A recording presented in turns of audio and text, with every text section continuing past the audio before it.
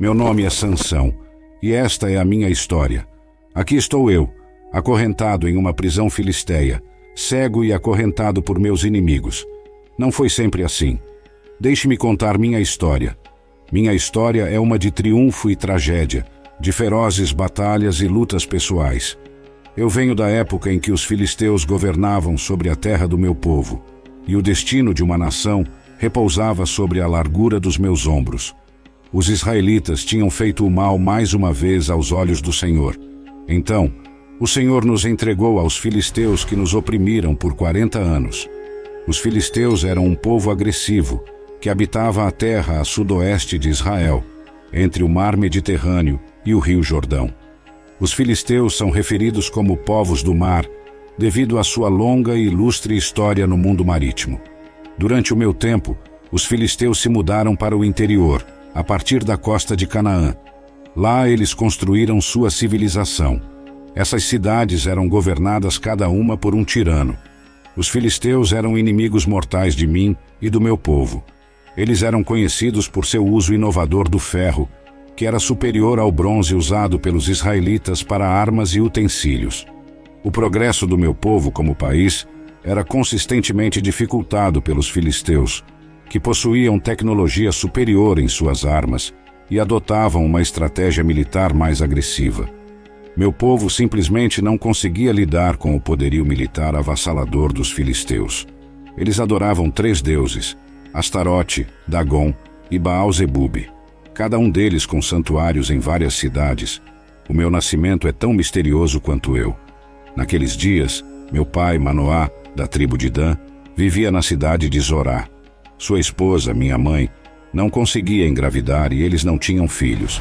Então, um dia, o anjo do Senhor apareceu à minha mãe e disse: "Embora você não tenha conseguido ter filhos, em breve você engravidará e dará à luz um filho. Por isso tenha cuidado. Você não deve beber vinho ou qualquer outra bebida alcoólica, nem comer qualquer alimento proibido. Você engravidará e dará à luz um filho, e seu cabelo nunca deve ser cortado, pois ele será dedicado a Deus como um nazireu desde o nascimento. Ele começará a resgatar Israel dos filisteus."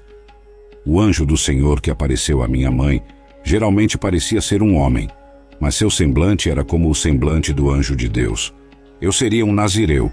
O voto de um nazireu é um voto muito sagrado. Quando sob o voto, as pessoas se consideravam especialmente dedicadas a Deus, deixando seus cabelos sem cortar, não bebendo vinho, não comendo produtos de uva e evitando qualquer contato com algo morto. Nazireus não comem nada impuro. Os israelitas tinham uma regra sobre alimentos limpos e impuros. Um animal limpo era aquele que tinha cascos completamente fendidos e que ruminava. Animais limpos eram bois, gado, ovelhas, cabras, veados, etc. Animais impuros eram porcos, camelos, ratos das rochas e coelhos. No entanto, o meu caso é especial. Eu teria esse voto desde o ventre. Minha mãe também teve que compartilhar no voto de nazireu durante o tempo em que me carregava. Mesmo nas estruturas sociais da minha época, o anúncio de que a criança seria um filho seria especialmente bem-vindo. Um filho não só continuaria o nome da família, mas também proporcionaria liderança em casa e na comunidade. No mundo fora de Israel, um filho também era a chave para o bem-estar de uma pessoa aqui e agora, assim como na vida após a morte. Então ela correu e contou ao meu pai que um homem de Deus, que parecia um anjo, apareceu para ela e disse que ela engravidaria e daria à luz um filho. Meu pai orou ao Senhor e pediu que o anjo voltasse para dar mais instruções sobre mim. Meu pai realmente queria o manual da minha vida. "Senhor, por favor, deixe o homem de Deus voltar novamente e dar mais instruções sobre o filho que está para nascer." Deus atendeu à oração do meu pai, e o anjo de Deus apareceu novamente à minha mãe, enquanto ela estava sentada no campo. Então meu pai perguntou a ele: "Quando suas palavras se tornarem verdade, que tipo de regra deverá governar a vida e o trabalho do menino?" Assim, o anjo do Senhor disse a ele: "Certifique-se de que sua esposa siga as instruções que dei a ela. Ela não deve comer uvas ou passas, beber vinho ou qualquer outra bebida alcoólica, nem comer qualquer alimento proibido. Eu deveria ser separado e reservado para a vontade de Deus. O anjo do Senhor honrou o pedido do meu pai por confirmação, mas ele não respondeu a esse pedido para conhecer o futuro. Ele simplesmente chamou meu pai para obedecer ao que Deus já havia lhes dito para fazer. O anjo do Senhor provou que era maravilhoso, fazendo uma coisa maravilhosa, subindo na chama do sacrifício para o céu. E meu pai disse à minha mãe: certamente morreremos, pois vimos a Deus. Mas ela disse: se o Senhor desejasse nos matar, ele não teria aceitado uma oferta queimada e uma oferta de grãos de nossas mãos, nem teria nos mostrado todas estas coisas, nem nos teria dito tais coisas neste momento. Meu pai talvez soubesse o que Deus disse a Moisés: você não pode ver minha face, pois nenhum homem pode me ver e viver. Ele temia que, porque acabaram de ver o Senhor, em breve morreriam. Mas minha mãe entendeu que Deus não havia feito tanto por eles para abandoná-los agora. A obra passada de Deus em nossas vidas é uma promessa de seu futuro cuidado e bênção para nós. Minha mãe foi uma fonte inestimável de encorajamento para a fé do meu pai. Ela não o criticou. A profecia se cumpriu e eu nasci. A promessa do anjo do Senhor foi cumprida. Provou-se verdadeira. Minha mãe me chamou de Sansão. Em Israel antigo, qualquer um dos pais poderia nomear uma criança, mas havia mais relatos de mães nomeando seus filhos mais frequentemente do que os pais. Meu nome, Sansão, consiste na palavra hebraica para filho, que significa filho pequeno. À medida que eu crescia, o Senhor me abençoou. O Espírito do Senhor começou a me agitar. Desde o momento do meu nascimento, estava claro que eu estava destinado à grandeza. Como criança, eu possuía uma força única, superando a de qualquer homem comum. No entanto, como todos os homens, eu não era imune às tentações do mundo. Em certo sentido, eu era verdadeiramente um homem do meu tempo. Um dia, quando eu estava em Timna, uma das mulheres filisteias chamou minha atenção. Foi um caso de amor à primeira vista. Vi esta mulher e imediatamente quis me casar com ela. Quando voltei para casa, disse a meu pai e minha mãe: uma jovem filisteia em Timna chamou minha atenção. Quero me casar com ela. Consiga-a para mim. Timna era uma cidade filisteia na terra de Canaã, a leste do nosso acampamento. Meu pai e minha mãe se opuseram, pois eu estava indo para o território filisteu.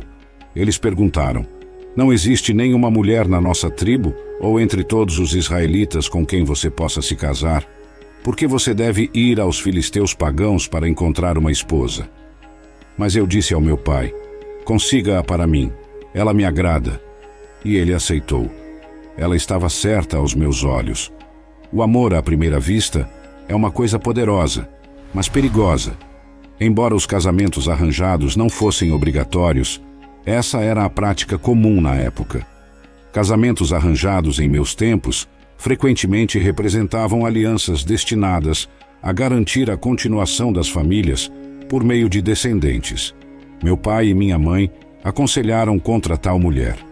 Em Israel, os casamentos eram geralmente dentro do clã ou tribo, embora não houvesse leis contra o casamento com alguém de outra tribo.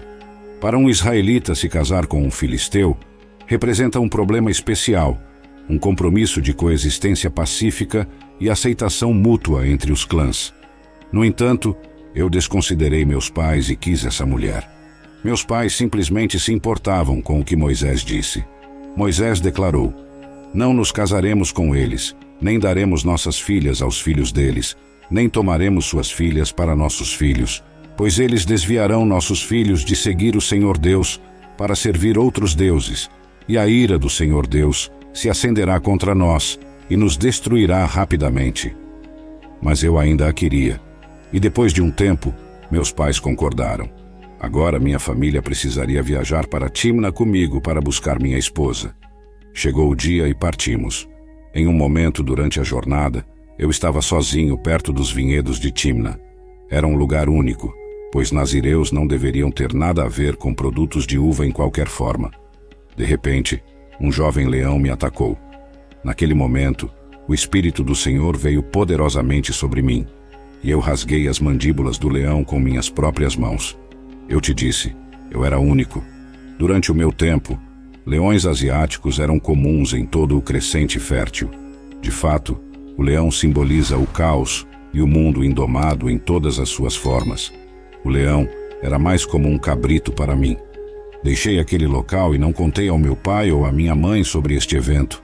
Tínhamos que completar nossa missão.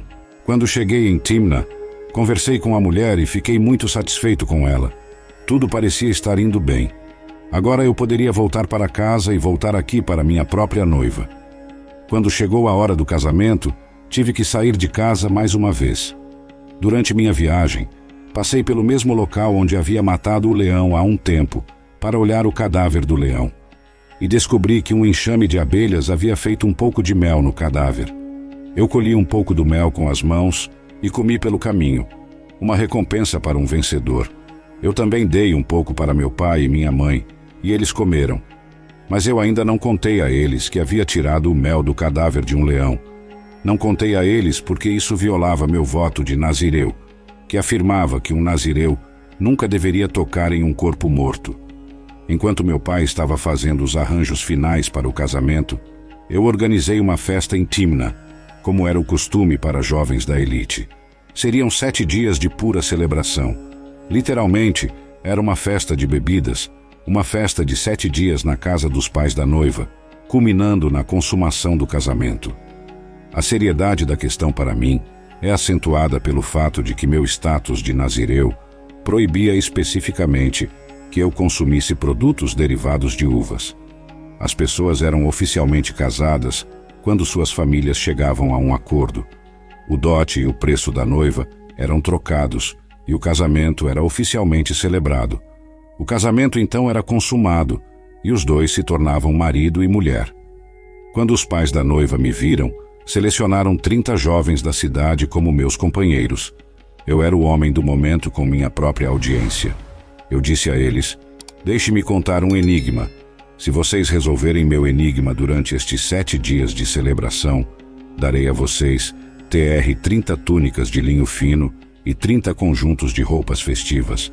Mas se não conseguirem resolver, então vocês devem me dar 30 túnicas de linho fino e 30 conjuntos de roupas festivas. Eles concordaram. Tudo bem, vamos ouvir seu enigma. Então eu lhes disse: do que come saiu comida, do forte saiu doçura. 3 dias depois, eles ainda estavam tentando descobrir a resposta. No 4º dia, disseram à minha esposa: seduza seu marido para explicar o enigma para nós, ou queimaremos a casa de seu pai com você dentro. Você nos convidou para esta festa apenas para nos empobrecer? Então minha esposa veio até mim chorando e disse: você não me ama, você me odeia. Você deu um enigma ao meu povo, mas não me contou a resposta. Eu disse a ela: eu nem mesmo dei a resposta ao meu pai ou mãe. Por que deveria contar a você? Então ela chorou sempre que estava comigo e continuou assim pelo resto da celebração. Finalmente, no 7º dia, contei a ela a resposta porque ela estava me atormentando com seu choro. Então ela explicou o enigma aos jovens. Então, antes do pôr do sol do 7º dia, os homens da cidade vieram até mim com a resposta: o que é mais doce que o mel? O que é mais forte que um leão? A disposição da minha esposa filisteia de se aliar ao seu povo contra mim foi uma grande dor para mim.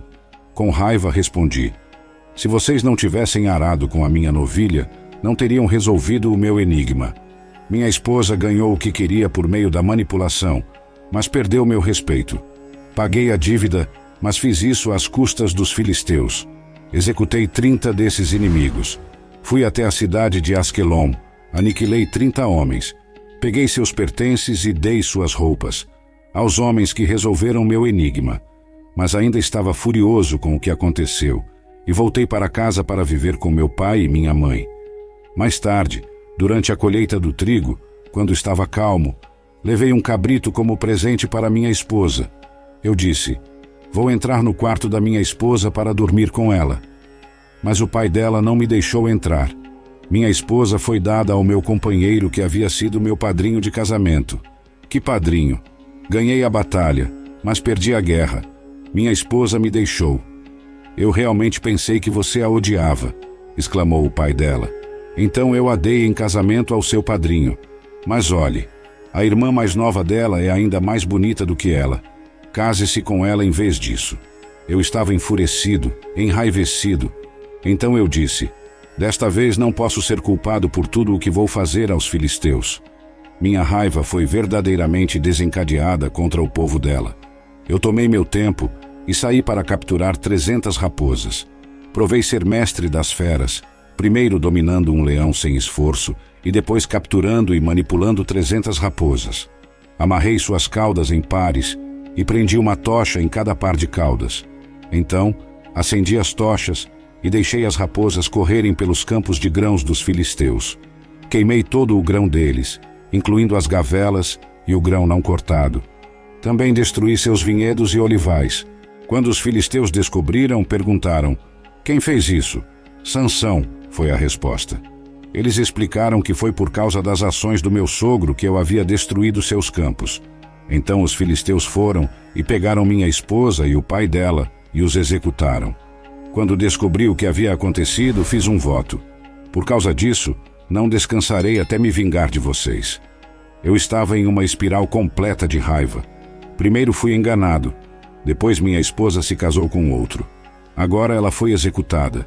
Temos aqui a amarga história de retaliação, tentando vingar os erros cometidos. Ataquei os filisteus com grande fúria e erradiquei muitos deles. Depois fui morar em uma caverna na rocha de Etã. Os filisteus retaliaram montando acampamento em Judá e se espalhando perto da cidade de Leí.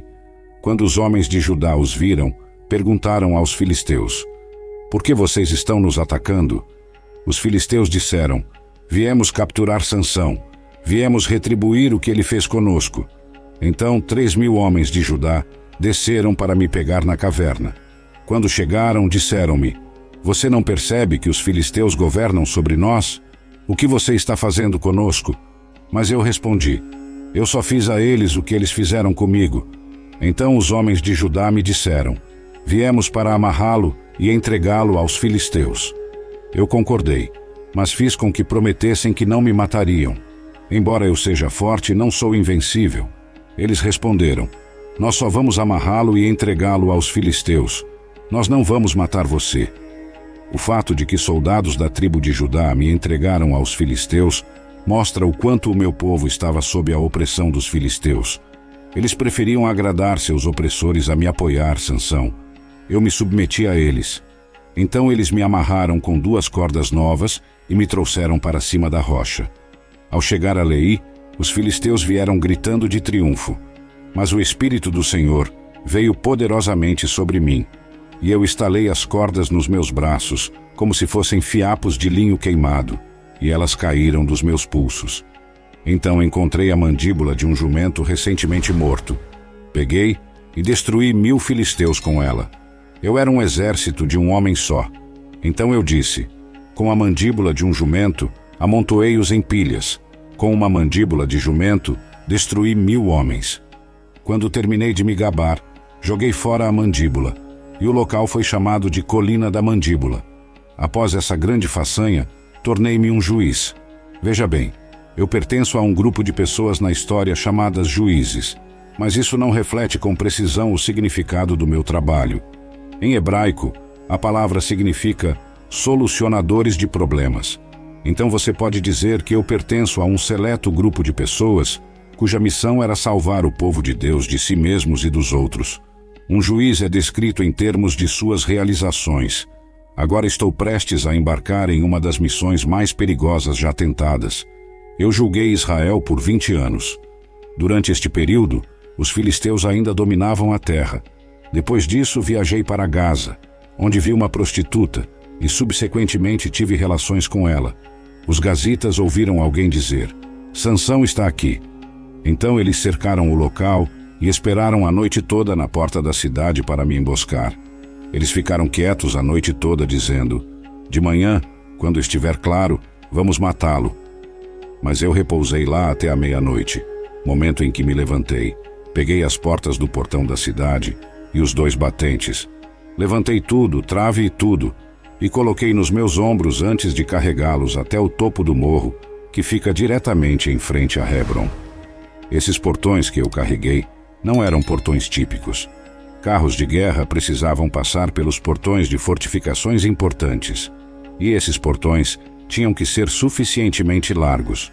Os próprios portões eram compostos por um par de portas duplas de madeira. Para impedir que um adversário entrasse com facilidade, as portas tinham que ser compostas de tábuas pesadas. Eles eram barrados ao lado por meio de uma viga horizontal pesada, deslizando através de ranhuras nos batentes das portas. As portas eram reforçadas por postes de madeira, cujo exterior girava em soquetes de pedra. Os portões de Gaza que arranquei de seus soquetes e coloquei nos meus ombros pesavam pelo menos 400 ou 500 quilos, cerca de 200 quilogramas. Depois de tudo isso, você pode pensar que aprendi todas as minhas lições, mas eu cedi à tentação novamente, e minhas escolhas, cobertas de orgulho, me levariam por um caminho traiçoeiro. Foi durante uma das minhas viagens que encontrei Dalila, uma mulher cuja beleza poderia enredar até as almas mais firmes. Sua astúcia me seduziu, e eu, cegado pelos meus desejos, cedi. Me apaixonei novamente e caí por uma mulher completamente errada para mim. Eu queria ser usado por Deus, mas também cedi à enganosa do pecado. Mantive as características externas do meu voto de nazireu zelosamente, enquanto ao mesmo tempo pecava descaradamente com uma prostituta. Fiz o que quase todos nós fazemos quando enganados pelo pecado. Separei minha vida em categorias e imaginei que havia algumas categorias que Deus se importava e algumas que Deus não se importava. Mais uma vez, eu estava nos territórios filisteus e os governantes estavam sedentos de sangue. Os governantes filisteus viram uma oportunidade de me capturar e extinguir a chama de rebelião que ardia dentro do meu coração. Então, eles foram até Dalila e ofereceram 1.100 peças de prata para ela. Dalila também estava profundamente apaixonada, mas estava apaixonada pelo dinheiro. 1.100 ciclos equivaliam a mais de 63 quilogramas de prata. Ela aceitou a oferta deles. Então ela disse a mim: "Por favor, me diga o que o torna tão forte e o que seria necessário para amarrá-lo com segurança." Eu respondi: "Se eu for amarrado com 7 cordas de arco novas que ainda não foram secas, ficarei tão fraco quanto qualquer outra pessoa." Então ela me amarrou com elas. Ela havia escondido alguns homens em um dos quartos internos de sua casa e gritou: "Sansão, os filisteus vieram para capturá-lo." Mas eu estalei as cordas do arco como um pedaço de corda estala quando é queimado pelo fogo. Assim o segredo da minha força não foi descoberto. Depois ela disse: "Você está fazendo graça comigo e me contando mentiras. Agora, por favor, me diga como você pode ser amarrado com segurança." Dalila sabia que eu era forte, mas também sabia que eu poderia ser amarrado por algo, e isso era realmente verdade. Eu respondi: "Se eu for amarrado com cordas novas que nunca foram usadas, ficarei tão fraco quanto qualquer outra pessoa." Então ela pegou cordas novas e me amarrou com elas. Os homens estavam escondidos no quarto interior como antes, e de novo ela gritou: "Sansão, os filisteus vieram para capturá-lo."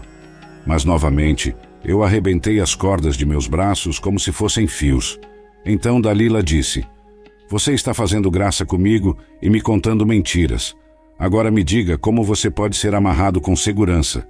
Eu respondi: "Se você tecer as 7 tranças do meu cabelo no tecido de seu tear e apertá-lo com a lançadeira, ficarei tão fraco quanto qualquer outra pessoa." Então, enquanto eu dormia, ela teceu as 7 tranças do meu cabelo no tecido. Depois ela apertou com a lançadeira. Novamente ela gritou: "Sansão, os filisteus vieram para capturá-lo." Mas eu acordei, puxei para trás a lançadeira e arranquei meu cabelo do tear e do tecido. Ela reclamou: "Como você pode dizer 'eu te amo' quando não compartilha seus segredos comigo? Você está zombando de mim 3 vezes agora e ainda não me contou o que o torna tão forte." Ela me atormentou com seu choro dia após dia, até que eu estava doente de tanto ouvir. Finalmente, compartilhei meu segredo com ela. Meu cabelo nunca foi cortado, pois fui dedicado a Deus como um nazireu desde o nascimento. Se minha cabeça fosse raspada, minha força me deixaria e eu ficaria tão fraco quanto qualquer outra pessoa. Ela percebeu que eu finalmente havia contado a verdade. Então ela chamou os governantes filisteus. "Voltem mais uma vez, pois ele finalmente me contou seu segredo." Os governantes filisteus retornaram com o dinheiro em suas mãos. Dalila me fez adormecer com minha cabeça em seu colo, e então chamou um homem para raspar os 7 cachos do meu cabelo. Desta forma, ela começou a me derrubar, e minha força me deixou. Então ela gritou: Sansão, os filisteus vieram para capturá-lo. Quando acordei, pensei: farei como antes e me livrarei. Mas eu não percebi que o Senhor havia me deixado. Eu não sabia que as coisas estavam diferentes. Vivi em compromisso por tanto tempo que pensei que nunca faria diferença. Naquele momento, minha força desapareceu, deixando-me à mercê daqueles que buscavam minha ruína. Acorrentado por correntes, um homem outrora poderoso reduzido a um mero homem. Só pude assistir enquanto meus captores comemoravam seu triunfo. Os filisteus me capturaram e arrancaram meus olhos. Eu nunca mais veria a luz do dia pelo resto da minha vida. Isso foi, de fato, um julgamento cruel dos filisteus. É irônico que eu tenha sido cegado primeiro em meu cativeiro. Eu fui atraído para relacionamentos não saudáveis pelos meus olhos. Minha incapacidade de controlar essa atração por mulheres me trouxe para isso. Insisti na liberdade de fazer o que eu queria. Isso me deixou sem liberdade alguma. O pecado tem seus salários, e este foi o meu dia de pagamento. Meu pecado me deixou cego, em cativeiro e escravizado.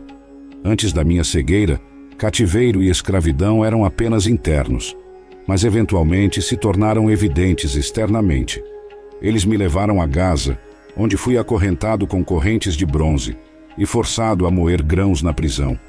Agora estou aqui preso, cego e humilhado, mas encontrei consolo nos resquícios da minha fé. Nas profundezas da minha hora mais escura, clamo ao Senhor Deus, buscando um último surto de força para me vingar de meus inimigos. Deus me deu esperança no meio de uma masmorra. Coloquei a mão na cabeça e senti que estava começando a ficar áspera. E então coloquei a mão na barba e a encontrei áspera. Sim, estava voltando. Tudo ficaria bem em breve. Não vou recuperar meus olhos. Eles não crescerão novamente. Meu cabelo começou a crescer de volta. Meu pecado me fez um perdedor miserável. Mas recuperarei minha força novamente, porque meu cabelo está crescendo. Serei capaz de desferir um golpe pelo meu povo e pelo meu Deus ainda. Os governantes filisteus estão realizando um grande festival, oferecendo sacrifícios e louvando seu Deus Dagom. Eles disseram: Nosso Deus nos deu vitória sobre nosso inimigo Sansão. Dagom, também conhecido como Dagã, era uma das divindades mais antigas da Mesopotâmia e era representado como uma criatura meio homem, meio peixe. O deus Dagom era considerado o pai de todos os outros deuses, então ele era amplamente adorado no que chamamos de berço da civilização, onde se acredita que a agricultura começou pela primeira vez. Também a área que alguns chamam de crescente fértil. A estátua de Dagon se assemelhava a um homem gigantesco. Algumas representações dele o mostram como um tritão, que é um humano com características de peixe abaixo da cintura. Alguns estudiosos se referiram a ele como um deus peixe, o que faz sentido dada a sua associação com os filisteus e sua localização ao longo da costa. Os filisteus continuaram a adorar Dagom durante o meu tempo. O filho de Dagom, Baal, foi adorado de várias maneiras em toda a terra. Dagom foi adorado em templos que podiam ser encontrados por toda a Mesopotâmia. De acordo com a Bíblia, as cidades de Bet-Dagom, Gaza e Asdod eram o lar de alguns dos templos mais importantes. Ele era adorado por oferendas e participando de festas. Quando o povo me viu, louvou seu Deus dizendo: Nosso Deus entregou nosso inimigo em nossas mãos. Aquele que matou tantos de nós agora está sob nosso poder. Os seguidores de Dagon transmitiram uma mensagem direta a todos na terra. Eles responderam com: Nosso Deus é mais forte que o Deus de Israel, porque conquistamos Sansão. Minha desobediência levou outros a negar Deus. Meio bêbados, as pessoas exigiram: Tragam Sansão para nos divertir. Então fui tirado da prisão para diverti-los. E me fizeram ficar entre as colunas que sustentavam o teto. Os filisteus continuaram a zombar de mim. Nessa grande demonstração, usaram um menino para me guardar. Pedi ao jovem servo que me guiava pela mão: Coloque minhas mãos contra as colunas que sustentam o templo. Quero me apoiar nelas. Agora, o templo estava completamente cheio de pessoas. Todos os governantes filisteus estavam lá, e havia homens e mulheres no telhado que assistiam a mim. Eu estou orando ao Senhor Deus. Senhor soberano, lembre-se de mim novamente. Ó Deus, por favor, fortaleça-me mais uma vez. Com um golpe, deixe-me pagar aos filisteus pela perda dos meus 2 olhos.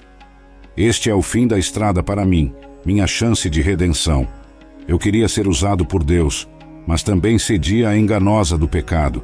Estou colocando minhas mãos nas 2 colunas centrais que sustentam o templo. Empurrando contra elas com as 2 mãos, eu rezo: deixe-me morrer com os filisteus. Minha história, embora repleta de atos heróicos e proezas extraordinárias, serve como um conto de advertência. Lembra-nos que a força, tanto física quanto espiritual, deve ser usada com sabedoria e temperada pela humildade. Adverte contra o fascínio da tentação e as consequências de sucumbir aos desejos.